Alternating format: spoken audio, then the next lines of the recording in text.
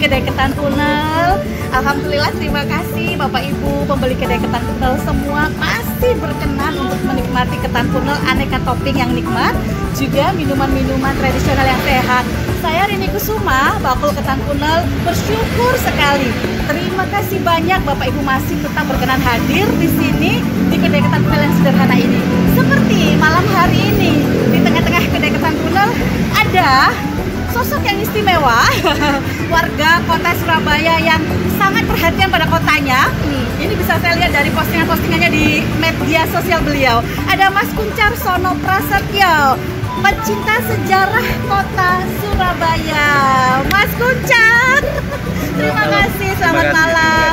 Makasih ya, sudah pinara di tempat yang sederhana ini, Mas. Ya, saya mengikuti prosesnya dari tempat yang enggak seluas ini sebenarnya ya. Nggak usah cerita aibnya loh.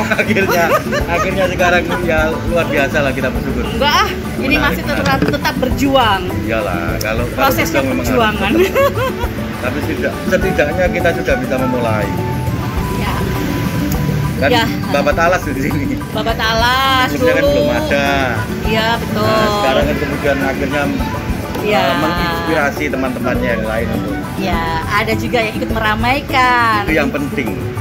Betul gitu ya. Inisiatif.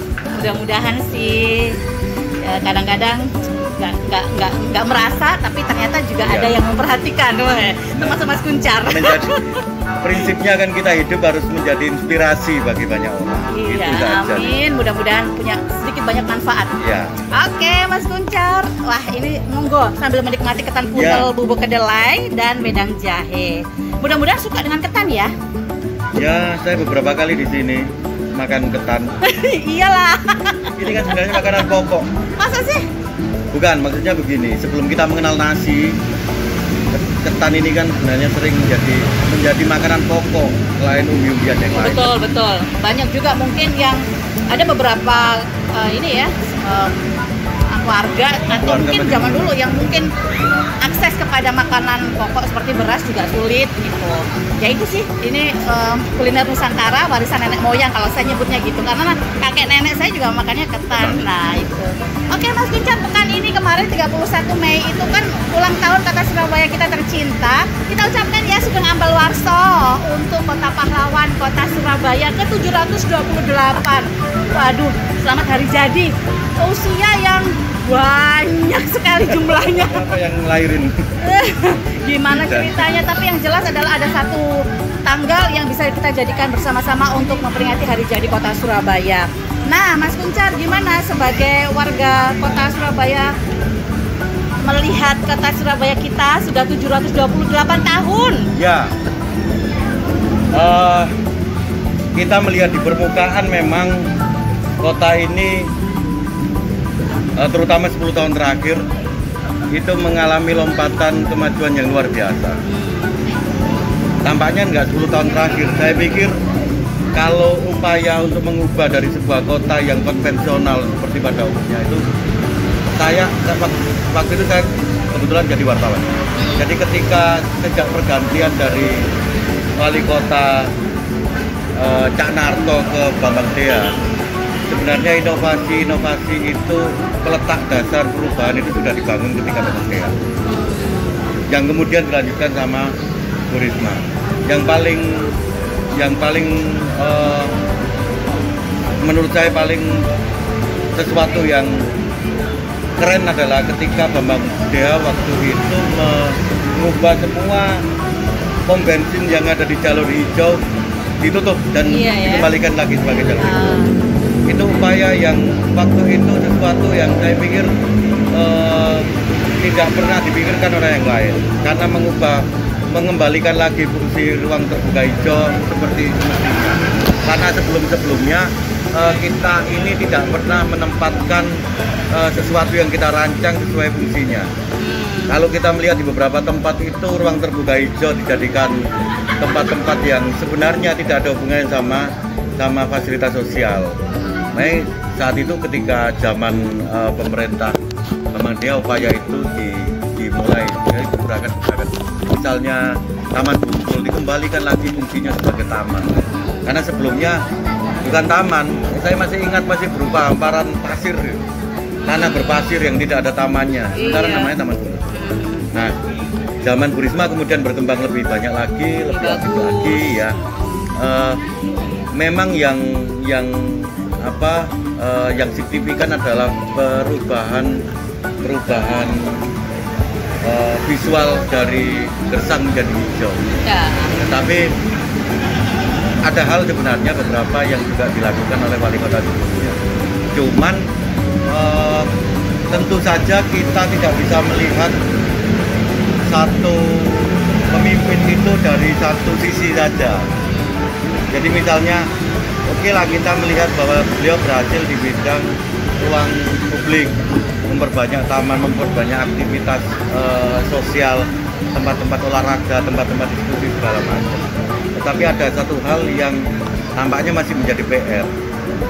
Yang paling signifikan sebagai sebuah kota besar seperti Surabaya itu adalah transportasi publik. Oh iya. Itu sesuatu yang Bu Risma sendiri mengakui bahwa sampai akhir periodenya dia mohon maaf kepada warga kota karena tidak bisa menghadirkan transportasi publik yang padahal dulu itu wacananya udah mulai kuat ya. Macam-macam. Tetapi kemudian 1 tahun terakhir sebelum pensiun saya masih ingat beliau mengatakan saya mohon maaf tidak bisa menghadirkan transportasi publik yang visible segala macam karena pertimbangan periode, dan dia berharap di periode berikutnya bisa segera melanjutkan lagi.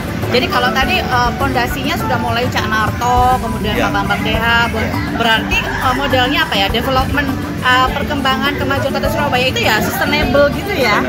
Benar-benar berkelanjutan. Itu terjadi kalau lihat. Mungkin kita bisa tanya Mas Kuncar. Mas Kuncar tinggalnya di daerah mana? Saya di Jambangan. Di daerah Jambangan, oke. Nah, Mas Kuncar makin bahagia nggak jadi warga kota Surabaya? Sebenarnya kebahagiaan itu ada risetnya. Jadi kalau alat ukurnya cuma personal, ya kalau saya melihat sih bahagia ketika ada pekerjaan. Itu rasional. Ya, punya kerjaan. Nah, punya kerjaan. Tidak sebagai warga kota. Ya kalau saya sih tidak mungkin tidak bahagia karena pada kenyataannya juga secara bersosial bermasyarakat juga disupport dengan banyak orang juga bahagia. Cuman kan kemudian sebagai warga kota kita mendambakan sebuah kota yang saya pikir masih juga belum sepenuhnya dihadirkan oleh pemerintah kota. Salah satunya adalah transportasi umum, transportasi publik. Saya kemarin 2 hari yang lalu saya membaca buku bagaimana ukuran kebahagiaan sebuah warga dihitung dengan kemudahan aksesibilitas. Itu termasuk hak dasar ya? Ya, karena hak dasar. Jadi kemudahan dia bermobilisasi. Iya. Semurah-murahnya, semudah-mudahnya. Karena dengan demikian dia bisa bersosialisasi, dengan demikian dia bisa mendapatkan pekerjaan yang lebih mudah. Kalau hak dasar yang tidak dipenuhi itu mempengaruhi yang lain.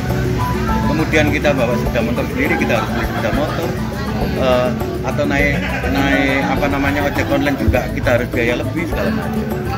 Makanya saya melihat hak dasar yang paling penting kehadiran sebuah kota yang bahagia adalah transportasi publik. Kemudian yang lain-lainnya, apakah itu ruang komunikasi publik, ruang aktivitas publik segala macam, sekolah, kesehatan segala macam itu setelah itu.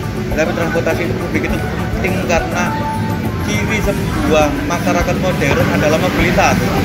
Saya masih ingat, kebetulan saya lulusan sosiologi.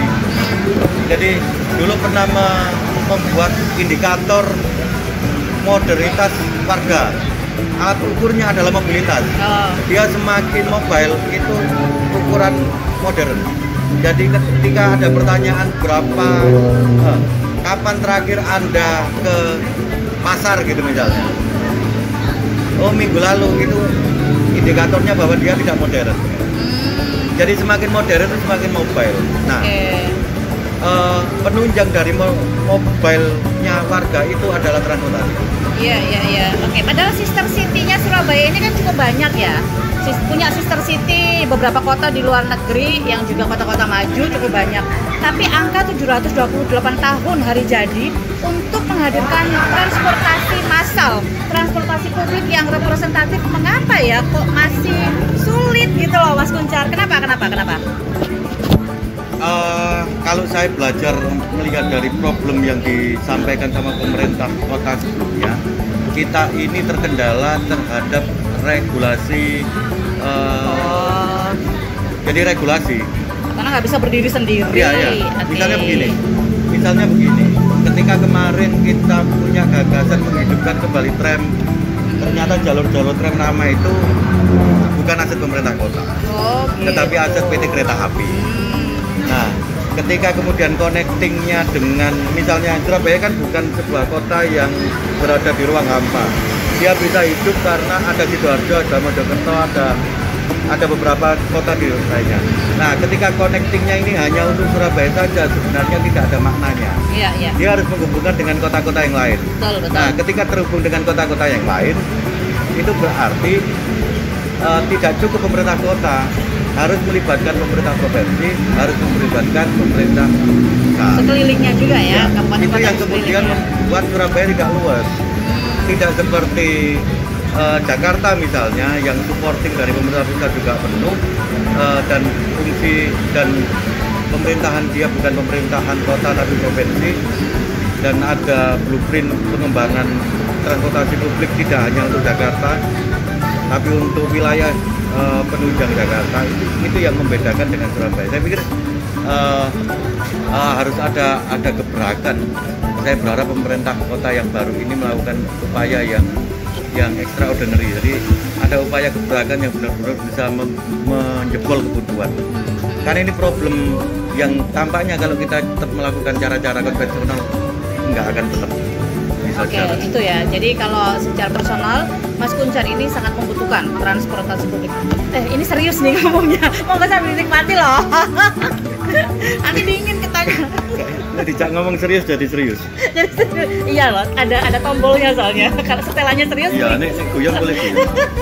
Gitu, tapi kan banyak juga sih warga lain yang bukan kota Surabaya gitu. Kalau kita lihat celetukan-celetukan atau komen-komentar gitu ya, warga luar kota Surabaya, banyak loh yang iri.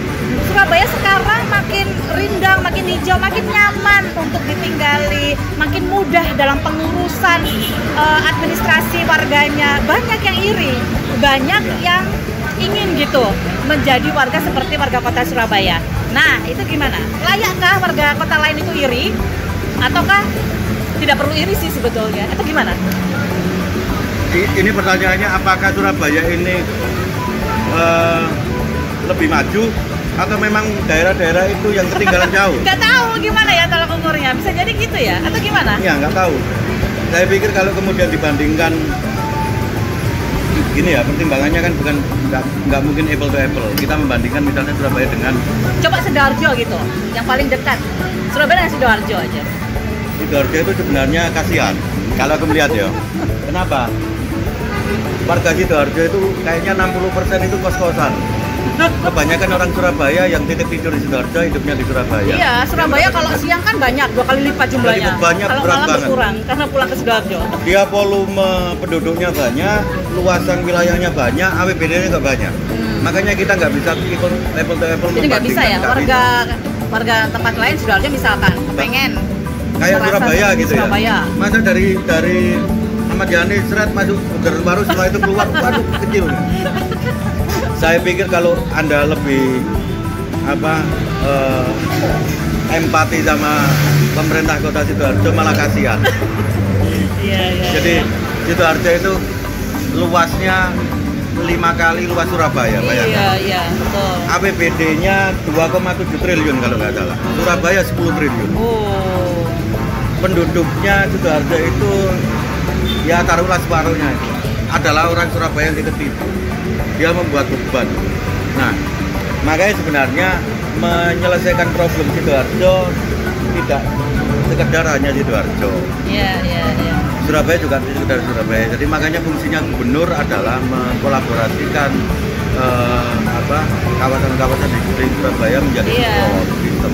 Mungkin harusnya kesenjangannya nggak tinggi-tinggi banget gitu loh, nggak terlalu lebar. Makanya kan kemudian jadi problem ketika kalau sore kita lewat ke arah selatan pasti berhentinya di Bundaran Baru karena Bundaran Baru. apa sih sebenarnya transportasi? Berarti kembali lagi bahwa transportasi umum nggak terkonek. Kita boleh lah misalnya Surabaya, udah kita bikin transportasi untuk Surabaya aja muter-muter. Tapi kalau kemudian tidak terhubung dengan Sidoarjo sama Gresik sama Jogja segala macam, mustahil bahwa itu bisa menyelesaikan problem. Tapi ingat nggak Mas Kunchar, kan ada komuter ya, ada komuter. Kemudian juga Sidoarjo itu punya transportasi yang menghubungkan Sidoarjo langsung ke Gresik juga, Sawilangun segala macam begitu. Itu kayaknya sekarang juga kayaknya kalau dibilang progres nggak tahu ya gimana itu ya. Itu masa juga nggak jalan sih? Kita ini nggak punya, kita ini kan nggak punya blueprint tentang nggak tahu ya punya apa enggak. Tapi saya orang awam melihat nggak punya. Tampaknya punya lah, wong kita punya dinas perhubungan di provinsi juga. Nggak punya blueprint tentang bagaimana konektivitas antar transportasi publik. Saya membayangkan ketika pemerintah kota meresmikan Joyoboyo sebagai intermoda. Pada kenyataannya ya bukan itu yang dimaksud intermoda. Intermoda itu yang saya tahu itu adalah menghubungkan antar moda transportasi di dalam satu platform namanya terminal. Makanya di beberapa negara yang pernah saya tahu yang paling dekat misalnya di Kuala Lumpur itu ada sentral. Jadi KL Sentral itu Kuala Lumpur Sentral yang di dalamnya orang tidak perlu keluar kemana-mana, keluar dari bis bisa naik ke monorail, bisa naik ke tren, bisa naik kemana. Dia di dalam sebuah mall yang ya dikonsep seperti mall gitu sehingga tinggal milih yang mana. Jadi kita membayangkan misalnya dari Sidoarjo ke Surabaya turun di Wonokromo mau ke Joyoboyo harus jalan kaki gitu. Makanya lebih baik naik motor. Iya betul, efektivitasnya lebih tinggi. Makanya itu yang kemudian karena kita tidak punya blueprint, ya sampai kapanpun nggak akan selesai karena itu semua berjalan sendiri. Iya. Tapi padahal butuhnya sudah se-urgent itu nggak sih, Mas Kunchar? Iya dong kan ini sudah kota kecuali masih desa. Oke, tapi padahal waktu yang periode akhir-akhir Bu Risma itu kan hampir kayak wacana itu kuat gitu loh. Iya. Sampai kayak rute-rute tram itu juga udah mulai diaktifkan lagi. Bahkan ada mapping mana-mana nanti yang akan dilalui. Terus gagal ya? Nggak terlaksana sampai sekarang. Satu problemnya yang saya tahu berhubungan dengan penyertaan modal karena kemudian kita bicara bisnis, bicara profitable, bicara investasi segala macam berhubungan dengan pemodalan. Kedua berhubungan dengan regulasi. Jadi saya masih ingat kemudian ketika PT KAI tidak mau investasi, tetapi ya, kita harus nyewa kepada KAI karena menggunakan jalur hijau. Ini kan kemudian menjadi kendala lagi. Saya nggak tahu ini harus dipecahkan seperti apa karena seharusnya pemerintah kota, apakah pemerintah kota atau bagaimana memiliki inisiatif-inisiatif yang tidak konvensional. Kalau konvensional tetap saja. Ada nggak ya dalam program 100 kerjanya ya kemarin? Ini sudah 100 lebih. Visi misi kemarin coba. Biasanya kan ada visi misi gitu ya. Saya baca ada 10 visi misi, tetapi ke 10-10-nya itu mohon maaf, nggak konkret. Saya sudah mengkritik langsung kepada yang bersangkutan. Nggak apa-apa, karena memang ada space warga untuk bisa memberikan aspirasi. Jadi visi misinya misalnya membuka lapangan pekerjaan sebanyak-banyaknya, membuat orang tempat tinggal nyaman segala macam gitu sih. Tetapi bukan kemudian plan. Kalau di bisnis namanya bisnis plan gitu, ada perencanaan kerja. Kapan melakukan apa dengan siapa, nilainya berapa gitu. Jadi tampaknya kita nggak tahu negara itu kayaknya dikelola seperti apa ya. Dulu ada namanya GBHN. Iya, garis besar haluan negara. Jadi visi itu kan untuk mencapai visi. Untuk mencapai visi kan kita melakukan misi, ya kan? Visinya apa, misinya seperti apa gitu. Itu yang, ya saya berharap memang hal-hal teknis seperti ini memang dirancang benar, dikelola, dilibatkan partisipasi para profesional yang ada di bidang itu. Misalnya kalau transportasi ya sudah kita membangun tim profesional kan banyak kita di sini ada para periset segala macam. Transportasi mengelola pelayanan publik. Kemudian membuat ini sebagai bisnis yang sustain. Karena bagaimanapun transportasi publik di seluruh dunia itu adalah sebuah pekerjaan bisnis. Jadi bukan charity, pemberian kota pemerintah kepada warganya, tapi bisnis. Hanya di Surabaya yang saya heran, plat nomor bis kota ini warnanya merah. Di seluruh Indonesia itu warnanya kuning. Oh ya, oh gitu ya? Iya dong. Oh iya. Artinya di mana-mana itu transportasi umum namanya. Tapi kalau plat merah ini bukan transportasi umum. Ini adalah kendaraan dinas yang bisa dinaiki sama warganya. Makanya kan nggak Gitu ya? boleh dapat uang. Oh, jadi akhirnya apa ya? Tidak boleh untung. Tidak boleh untung, tidak boleh. Makanya Oke. kalau kemudian ditanyain apakah Surabaya punya transportasi publik, nggak ada. Nah itu mobil Surabaya Bus ya.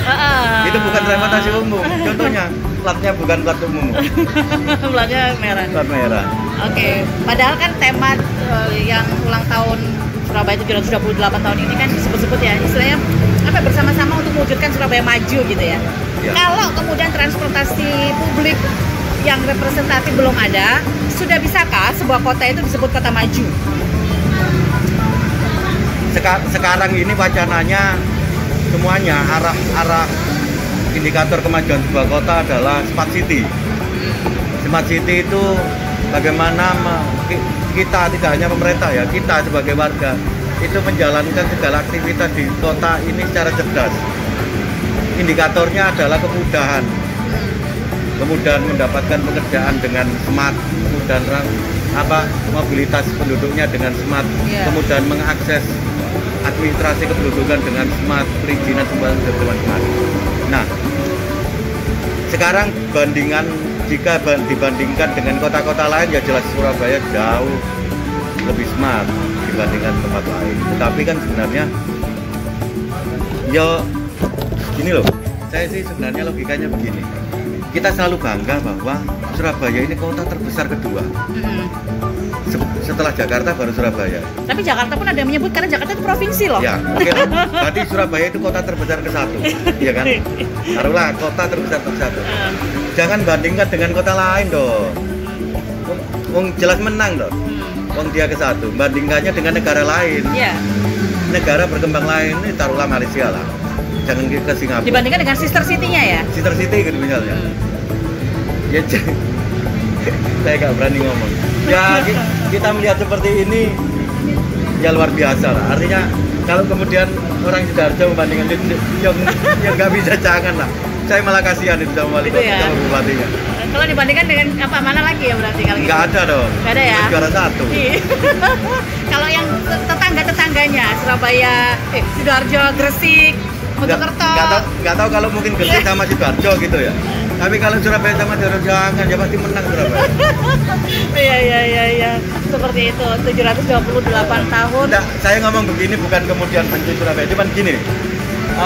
Kita di satu sisi merasa bangga bahwa kota ini adalah kota terbesar, kota dengan terbaik. Iya memang. Dibandingkan mana? Jogja gitu, jelas jauh toh. Wong Jogja itu ya taruhlah BPD, jumlah penduduk apa segala macam, perputaran uang. Saya kemarin membuka jurnal Anxiety Business Consult yang ada di websitenya. Perputaran uang di Surabaya itu per harinya 3 triliun. Luar biasa. Perputaran uang, jadi uang yang berputar, transaksi perdagangan apa segala macam itu, pabrik produksi 3 triliun sehari. Kalau gitu nggak ada orang miskin di Surabaya? Seharusnya. Tapi sekarang menjadi problem. Kenapa kemudian tidak ada pemerataan? Sekarang sebenarnya kalau kita ngomong problemnya Surabaya juga bukan kemudian kewajiban Surabaya untuk menyelesaikan. Problem kemiskinan itu kan juga problem. Iya. Ya, misalnya begini, ketika kemudian ada pabrik di luaran di Surabaya, yang datang adalah orang-orang daerah gitu. Kenapa? Ya karena ada kemiskinan di daerah-daerah. Kita juga nggak boleh menolak. Makanya kan kemudian semua kebijakan yang hanya untuk KTP Surabaya, saya pikir itu juga nggak adil. Ini moge lewat tuh. Motor gede, jadi di sini ada ambulans lewat. jadi kayak gitu. Ini punya publik lah, Surabaya ini punya semuanya. Tapi ya saya ini bisa main itu, tapi kira-kira kalau suruh ngurusin satu bagian saja mungkin kayaknya juga sulit, karena warga kota ini ya banyak karakternya. Tapi kan ini ya, nggak tahu nih serius apa guyonan nih. Mas Kunchar itu kan sering disebut sebagai wali kota area Surabaya. Itu gimana maksudnya? Enggak, itu guyon. Saya nggak berpartai. Wali Jadi kota kalau area itu kan Surabaya. jabatan politik.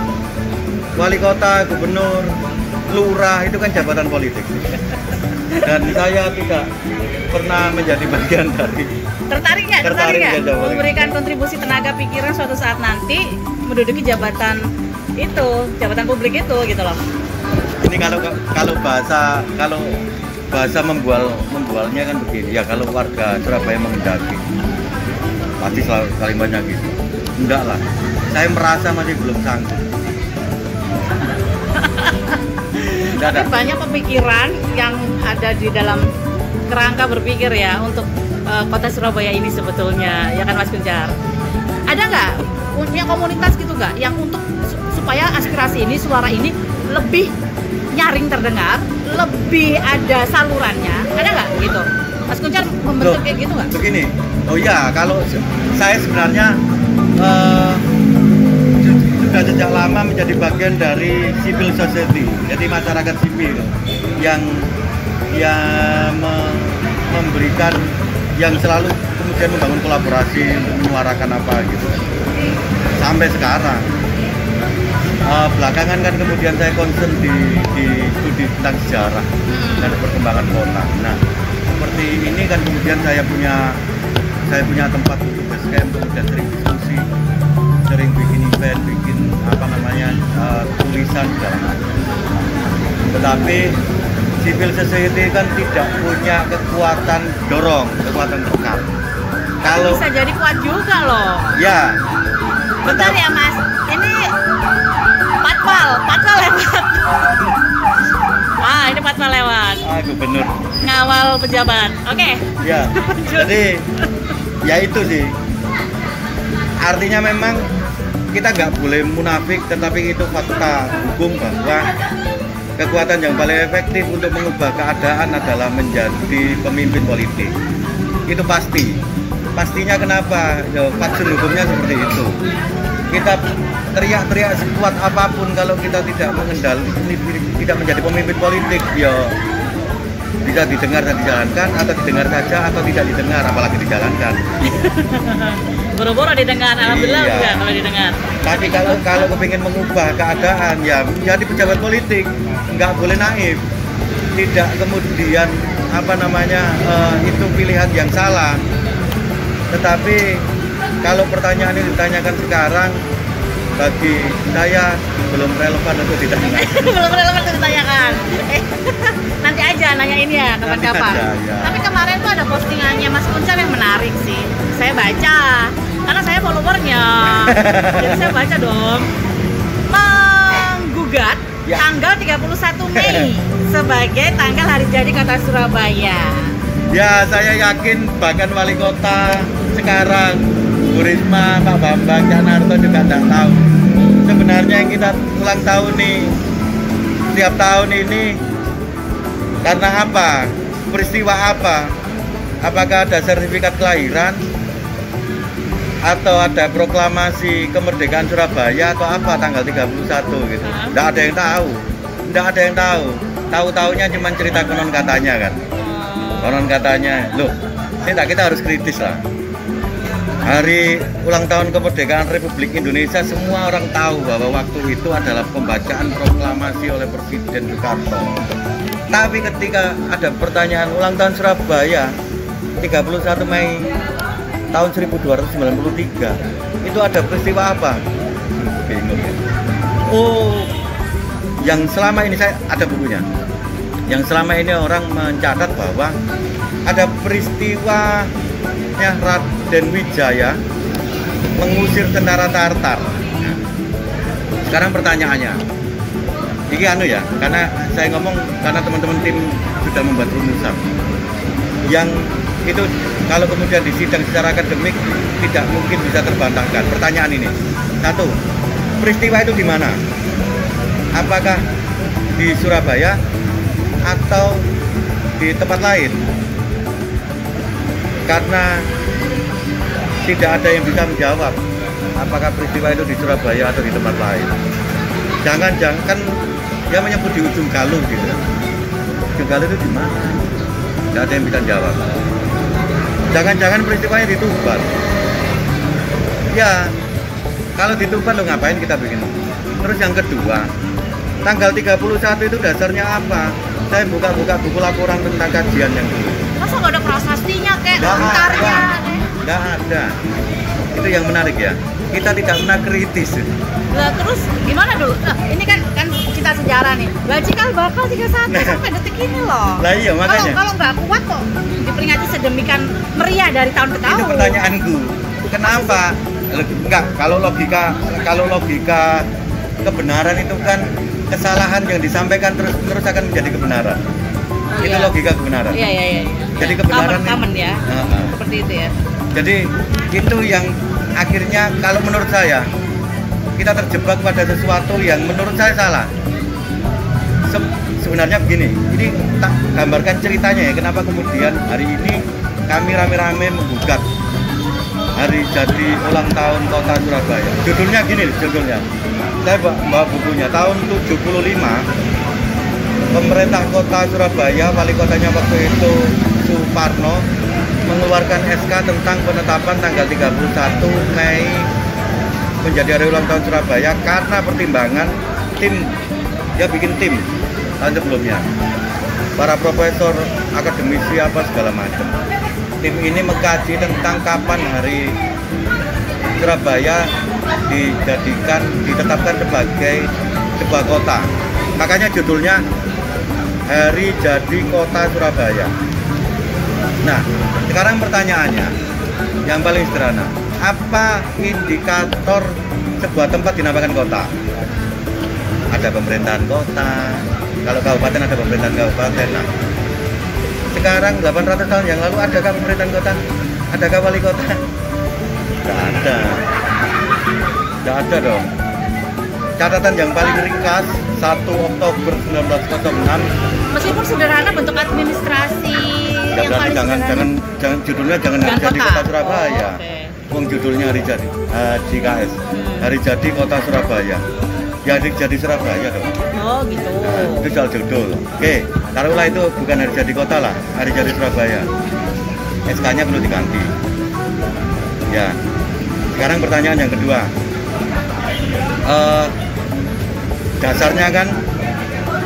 Dasarnya kan sebenarnya kalau di SK aku sayangnya nggak baca bukunya, ada di kantor.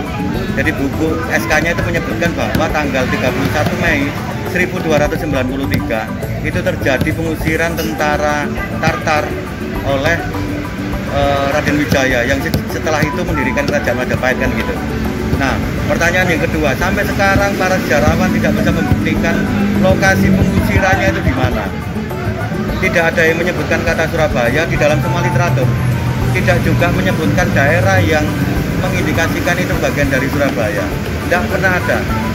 Nah, ketika tahun 75 itu 2 bulan kemudian guru besar sejarah UGM sempat membuat surat kepada pemerintah kota.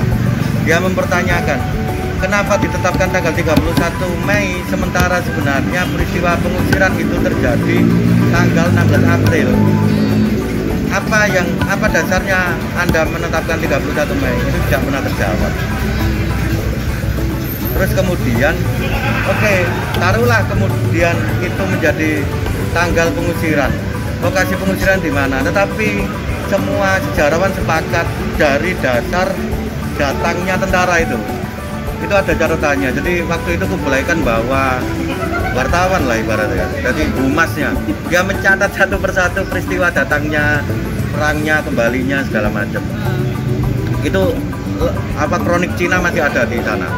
Itu disebutkan kedatangannya di Tuban, kapalnya parkir di Tuban, dia memiliki 3 kekuatan pasukan yang dipimpin dari 3 sisi, satu ke arah selatan, satu ke barat, satu ke timur untuk menyerbu Singosari, kan rencananya gitu sih.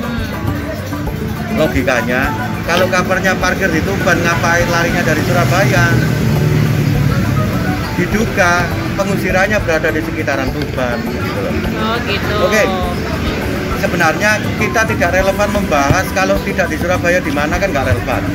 Yang relevan adalah mencari kapan Surabaya pertama disebut. Jadi tujuannya apa dong nanti itu? Menggugat ini tujuannya apa? Mengganti tanggal itu kah atau bagaimana? Atau hanya mencari jawabannya atau bagaimana? Saya masih ingat Wakil Wali Kota Pak Kudi datang ketika gugatan. Ini kan sebenarnya bukan gugatan hukum, tapi gugatan kebenaran. Kalimatnya begini sederhana, demi ilmu pengetahuan dan demi kebenaran sejarah. Jadi boleh Anda mempertanyakan kembali untuk mencari kebenaran sejarah dan ilmu pengetahuan, karena banyak yang meyakini bahwa sejak pertama, tapi kan sebenarnya menjadi tabu untuk ditanyakan. Seperti tadi, kita ini setiap tahun meriah, kan malu tiba-tiba terus tulisan 728 yang ada di katanya balai kota itu tiba-tiba diganti lebih muda gitu kan malu gitu. Ini kota ini labil kan mustahil, makanya udahlah diamkan. Saya pikir itu tidak boleh, harus kita pastikan kapan. Sekarang pertimbangannya begini, kemarin oke, kita rumuskan, dan sebagai representasi pemerintah kota, wali kota juga membolehkan. Silakan Anda menggugat, kuatkan datanya. Nanti kalau memang ini sesuatu yang urgent, menjadi bagian penting dari pelurusan sejarah dan kebenaran ilmu pengetahuan, dibikin tim untuk mengkaji lagi. Gitu ya. Tapi memang penetapan hari jadi sebuah kota atau sebuah provinsi itu memang ada pro kontranya gitu. Masih ingat sih waktu penetapan hari jadi provinsi Jatim itu juga kayak gitu. Ya, itu lucu. Jadi saya pikir gini loh, kita ini kadang-kadang naifnya.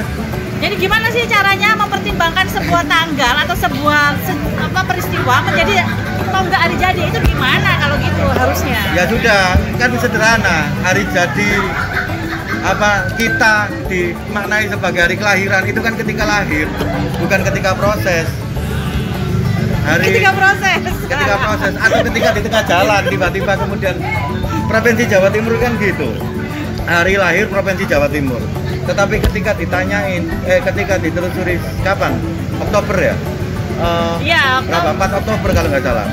4 Oktober 1945. Duh. Itu adalah hari Gubernur Suryo pertama dilantik menjadi Gubernur Pribumi pertama Jawa Timur. Sementara judulnya Hari Jadi Provinsi Jawa Timur. Bener nggak? Iya. Judulnya itu Hari Jadi Provinsi Jawa Timur. Logikanya kan ketika Jawa Timur dibentuk sebuah pusat pemerintahan provinsi yang dipimpin oleh gubernur. Perkara gubernurnya Belanda atau pribumi kan urusan lain. Gitu ya. Kalau oke, saya nggak mempermasalahkan Hari Jadi Gubernur Suryo dilantik, tapi judulnya diganti. Jangan Hari Jadi Provinsi Jawa Timur, Hari Jadi Gubernur Suryo dilantik. Aduh, iya juga ya, gimana ya? Jadi kadang-kadang gini loh, kita naifnya. Kita mengakui produk Belanda, tidak mengakui orang Belanda. Kita mengakui bahwa jadi hari jadi ini dalam rangka menghindari. Ya. Kita mengakui Surabaya menjadi sebuah kota, tetapi tidak mengakui bahwa Surabaya ditetapkan sebagai kota. Sebelum tahun 75, Surabaya itu selalu diperingati per 1 April.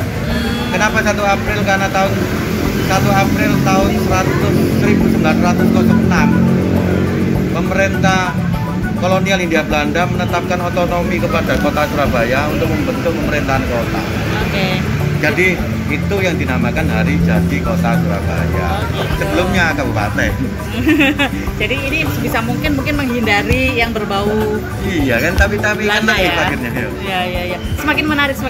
Nanti kita lihat bagaimana perkembangan penelusuran kebenaran itu sesungguhnya. Rasanya nggak sabar, tapi kayaknya waktunya nggak bisa sebentar itu kayaknya menelusuri itu, dan juga pasti masih debatable kayak gitu. Oke Mas Kunchar, ini saya udah terlalu lama. Mas Kunchar punya nggak istilahnya apa ya? Bukan terserah deh, harapan kayak apa kata mutiara kek, sepatah kata-kata kek kepada kota Surabaya. Ya, saya bersyukur tinggal di kota ini. Ya. Makanannya murah-murah. Aksesnya lebih Living mudah. cost-nya masih ini ya, masih terjangkau ya. Ya, kalau Jakarta udah gak rasional. Jakarta hampir mirip-mirip kayak Singapura. Kalau Surabaya ini malah mirip Kuala Lumpur. Murah. Ya, ya. Temannya baik-baik, Orangnya ramah. egaliter. Betul. Kayaknya cari duit gampang. Dari duit masih ya. Asalkan ada. temannya banyak lah, asalkan temannya banyak. Koneksi. Iya, itu yang penting. Betul. Sekarang itu koneksi itu yang juga Kita kan dimudahkan sama media sosial betul sekali. dan nggak seruwet misalnya sebagai kota besar Surabaya ini mas, saya pikir sebuah kota yang asik, ada banyak ruang publik. Iya, betul. Dengan dilengkapi oleh perangkat-perangkat untuk Iya. warganya makin pinter gitu loh. Indeks pembangunan manusia di kota Surabaya biar makin meningkat. Terus Jadi saya juga apresiasi misalnya kebakaran itu ada alat ukur waktunya ketika pertama kali tim datang itu tidak iya. lebih dari berapa menit, itu luar biasa. ya ada standarnya Ada ya. standarnya.